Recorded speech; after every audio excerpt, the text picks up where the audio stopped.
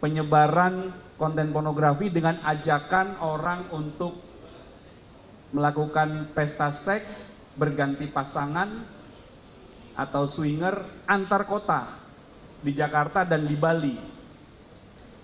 Jadi berkat keberhasilan dan ketelitian pelaksanaan patroli siber yang dilaksanakan oleh rekan-rekan dari Direktorat Reserse Siber Polda Metro Jaya, akhirnya kasus ini bisa terungkap dan tidak sampai banyak yang menjadi member saat penyebaran konten porno itu, dan juga tidak terlalu masif kegiatannya saat ajakan bertukar pasangan ini.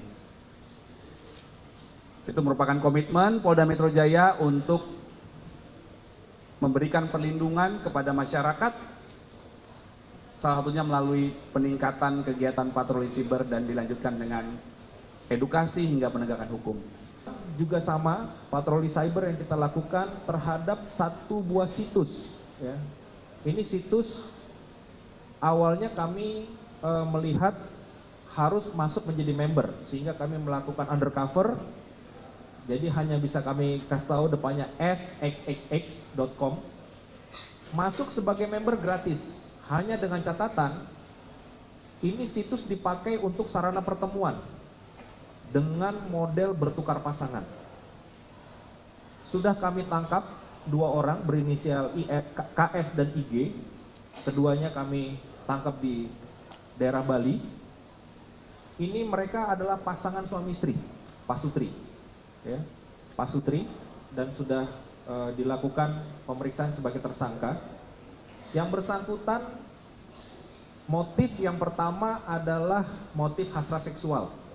Ya, jadi dari salah satu pasangannya yang selalu berfantasi tidak bisa untuk melakukan hubungan seksual layaknya seorang dewasa apabila tidak ada orang lain. Nah, dari sini mereka berpikir bagaimana caranya untuk mendapatkan motif ekonomi, sehingga mereka sudah melakukan ada 8 kali, 2 kali di Jakarta, di salah satu tempat penginapan, masih kita pendalaman juga pengambilan data CCTV, dan 8 kali mereka melakukannya di daerah Bali. Nah, ini sedang pendalaman juga oleh kita, termasuk kenapa kemarin kita lakukan pengungkapan secara segera, dikarenakan dalam waktu dekat ini sudah ada satu buah forum chatting yang juga di aplikasi tersebut untuk mengadakan pesta seks yang melibatkan warga negara asing. Jadi kami berpikir ini tidak bisa untuk kami lakukan undercover terlampau lama, kami melakukan upaya penangkapan. Jadi adalah kami untuk mencegah. Ya. Karena apabila ini melebar, sangat tidak baik tentunya bagi perkembangan anak-anak maupun dalam perkembangan budaya, culture di negara kita sendiri. Untuk 2 kelompok tersangka ini kami kenakan Undang-Undang ITE pasal 27 ayat 1 berkaitan mengenai pelanggaran terhadap penyebaran di dokumen elektronik yang memiliki melanggar kesusilaan. Yang kedua, kita mengenakan Undang-Undang Pornografi, dan terhadap transfer keuangan yang secara elektronik ini kami kenakan tindak pidana pencucian uang. Untuk semua jumlahnya nanti akan berkembang dan tidak menutup kemungkinan akan pengembangan terhadap kelompok yang lebih besar, terutama fokus kami juga terhadap kelompok penyebaran dokumen elektronik yang berkaitan anak tadi. Kami sedang berkoordinasi juga dengan pihak agen penegakan hukum di luar negeri, karena kami melihat terdaftarnya 4 cloud storage ini itu di salah satu negara, dan ini kami sedang meminta pembukaan data kepada agen penegak hukum di negara setempat. Mungkin demikian yang bisa kami sampaikan Pak Kabitumas, silakan dilengkapi nanti oleh rekan-rekan. Terima kasih. Baik, terima kasih. Untuk mengapresiasi apa yang sudah dicapai oleh Polda Metro Jaya. Prestasi ini juga berdampak kepada upaya kita bersama melindungi anak-anak Indonesia. 689 konten video gambar yang berhasil ditemukan dalam kasus ini. Tentu ini bisa mencegah lipatan jumlah kasus kalau seandainya kasus ini tidak didapatkan dan ditangani.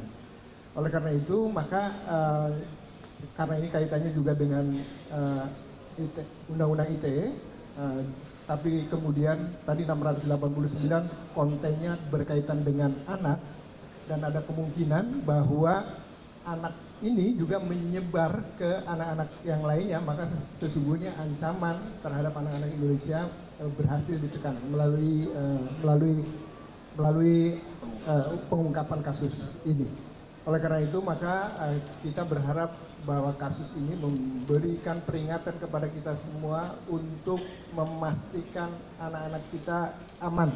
Satu, dari bahaya penyalahgunaan teknologi informasi.